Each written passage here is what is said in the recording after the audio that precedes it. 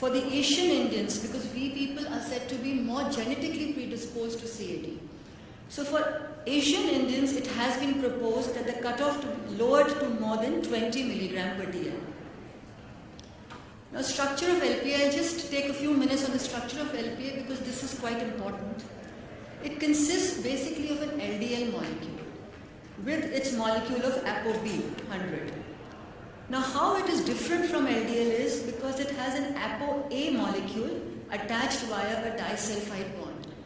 And it is this ApoA which is responsible for all the unique characteristic properties of LPA, how it separates and distinguishes it from LDL.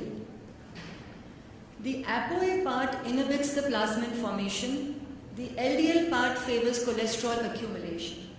So this is how it forms a link between thrombosis as well as atherosclerosis. And it has been seen that smaller the size of the ApoA isoform, higher the plasma concentration of LPA. So this is a diagram of LPA where it shows that this is the LDL part with the ApoB 100, and this is the apolipoprotein A molecule which is attached by the disulfide linkages.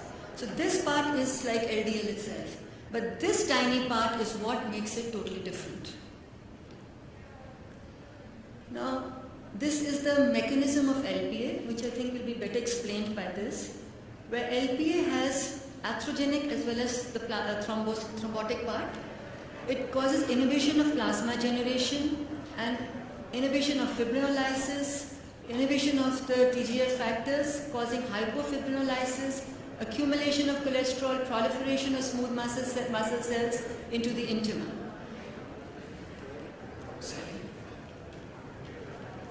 And it also causes modification of cell protein synthesis, oxidation of LPA, and binding to extracellular matrix components, formation of a whole lot of foam cells and other complexes, and thus forming a link between thrombosis and atherosclerosis. Small dense LDL. This is one of the newer risk factors, and this has attained a lot of importance. It has been seen that only 30% of the heart attacks can be explained on the basis of elevated cholesterol. In fact, we ourselves have done a study, which I will be coming to in the later slides, in which there is not much difference in the cholesterol and the LDL contents in the study CAD groups as well as the control groups. However, these patients are prone to CAD. So, small dense LDL gains a lot of importance here. And it forms a high risk for CAD, and it is important because it correlates with the extent as well as the severity of CAD. Now, atherogenesis of small dense LDL, why are they so important? Why are they so atherogenic? Because of the extremely small size, they have easier access into the subendothelial space, they readily filter into the intima. There is increased susceptibility to oxidation, decreased recognition by the receptors, increased uptake susceptibility by macrophages. They release the pro-inflammatory cytokines and help in the formation of foam cells. Now these days, usually small dense LDL is being done by gel page electrophoresis. And the LDL pattern that we get is like this, where this is the electrophoretic pattern, HDL levels, VLDL midbands, and these here are the LDL bands. Once these electrophoretic patterns are scanned, we get two types of patterns, pattern A and pattern B.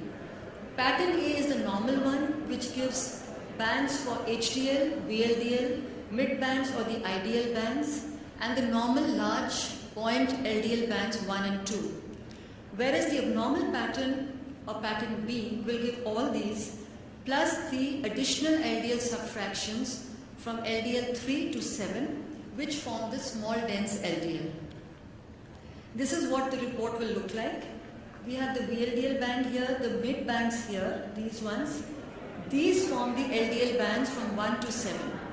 Now this is pattern A, which is giving predominantly LDL bands 1 and 2, the large point LDLs. And here comes the LDL band. This is an intermediate one where we have a few of the small dense LDL patterns here. And this comes as the predominantly small dense LDL or pattern B, which is showing LDL, small dense LDL from 3 to 7. So this is the way it is done by page electrophoresis. However, electrophoresis is not always convenient. You need the special apparatus and not every lab can do it. So now a new direct measurement has been taken out by Randox. In fact, small dense LDL is very easy to measure with this. It is a direct quantitative determination on the automated chemistry analyzer. So it can be fully automated and is convenient, can be done within 10 minutes. It's a 2-reagent assay. And the cutoff value here for CAD risk is 35 milligram per DL. This is one of the newest entries into the lipid markers, lipoprotein associated phospholipase A2 or LP-PLA-A2. This is produced mainly by macrophages and 80% of it has been found to be associated with LDL. Only 20% is associated with HDL. LP-PLA2, the mechanism of action is like this. It generates two pro-inflammatory mediators, that is lysophosphatidyl-choline and oxidized non-esterified fatty acids, which lead to the development of atherosclerotic lesions. They cause the formation of a necrotic core, so the plaques become more vulnerable. Now, the advantage of this marker is it detects very small plaques. It is highly specific for vascular inflammation and has a low biological variability. So we always knew that atherosclerosis was associated with inflammation, but now we have a link between lipid metabolism and inflammation connecting the two. So just to summarize about LP-PLA2, its significance is in vascular specific inflammatory marker. So far we had CRP and hsCRP, which was an inflammatory marker, but it was not specific to vascular. This one is specific and is implicated in the formation of rupture-prone plaque. It is useful to determine the hidden risk for cardiovascular disease. It helps to provide treatment. And the response to the reduction in LP-PLA2 in response to therapy has now been considered to be a better indicator of future CAD events than reduction of only LDL itself. And it has now been recommended in all major guidelines on treatment of CAD and as well as its prevention. Last but not the least, we come to HDL. Now, HDL subfractions is also being done these days. This is also being done by electrophoresis, and it has been said to have two principal subclasses, HDL2 and HDL3. 2 are the larger, more lipid-rich ones, whereas HDL3 is a small, dense one. The protective effect was said to be mediated primarily by HDL2. But recently, studies have shown that HDL3 also has an equal effect in its protective effect. And this is said to be important for the lipid-modifying drugs when they have their HDL-raising efficacy on how they study the HDL subfractions. However, this is still in the research stages and not much is known about it. Last but not the least, so there's nothing novel about HDL as a risk factor. We all know that low HDL has been a risk factor for CAD for a very long time. And the Framingham Heart Study has said that a decreased HDL is a more potent risk marker for CAD than even raised LDL. Just a word about HDL cholesterol measurement methods. We have different methods like precipitation and masking methods, whereas the gold standard so far still is the ultracentrifugation method. And now a new method has come up, a direct clearance method, which is said to be very good. Now this direct clearance method by Randox is based on a highly specific detergent for HDL.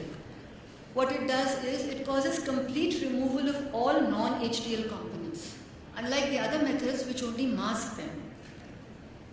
Another advantage is that there is no triglyceride interference up to 1400 milligrams, so the chylomicron part interference is minimized. Bilirubin interference is also minimized and it has excellent excellent sensitivity. This is a schematic diagram of the method, the principle. It works on a two-method principle.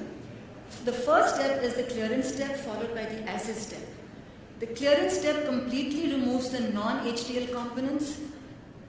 In the second acid step, measurement of HDL takes place.